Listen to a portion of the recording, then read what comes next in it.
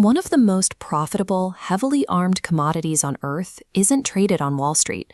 It's an entirely illegal $500 billion shadow market that commands private armies and moves more capital than many sovereign nations.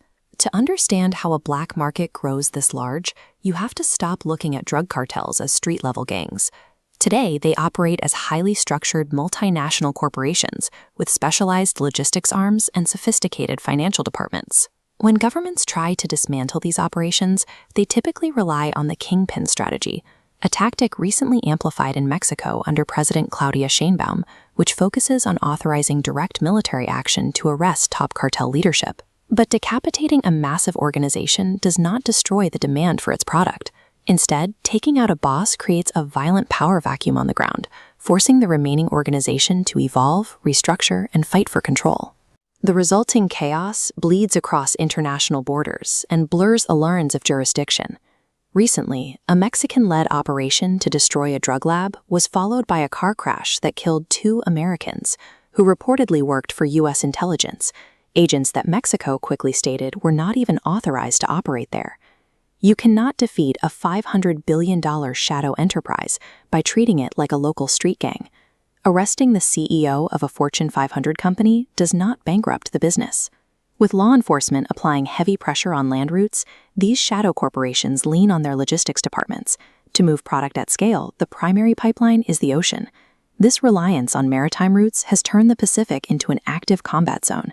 The United States military is currently conducting lethal strikes on alleged smuggling vessels, resulting in a violent friction at sea with recent casualties. But the tactics are evolving past the reach of simple military interdiction.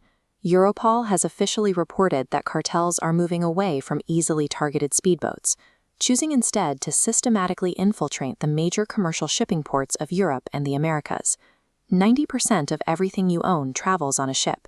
This overwhelming volume of global trade provides a built-in cover for smuggling operations. The math strictly favors the suppliers.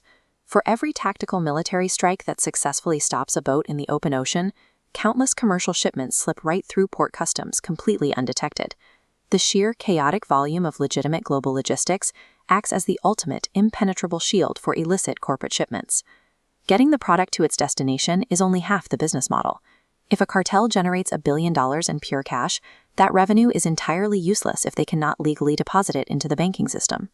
To solve this, their finance departments rely on a specific corporate accounting mechanism known as trade misinvoicing. Here's how it works. Criminal networks set up front companies to purchase actual goods, then deliberately falsify the standard customs documents, manipulating the stated price or quantity of those goods. By overstating or understating cargo value, massive profits are secretly shifted across borders as phantom payments between front companies. Through this loophole, cartels bypass tax codes and wash their money, hiding it entirely within legal global trade.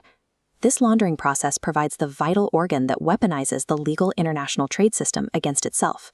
When you zoom out from the shipping containers and customs invoices, you see the macroeconomic damage this parallel market inflicts. These illicit financial flows actively drain public budgets.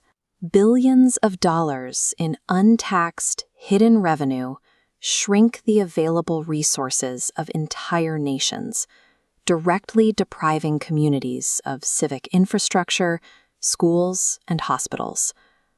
While public infrastructure starves, the washed profits directly empower the cartels.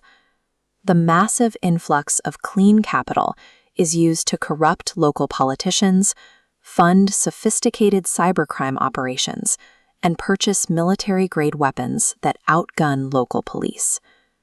This explains the core failure of the decades-long war on drugs. Law enforcement cannot simply arrest its way out of an unregulated capitalist enterprise that continuously innovates faster than government agencies can adapt. The $500 billion shadow market is not a broken system. For the ultimate shadow capitalists at the top, it is functioning exactly as designed.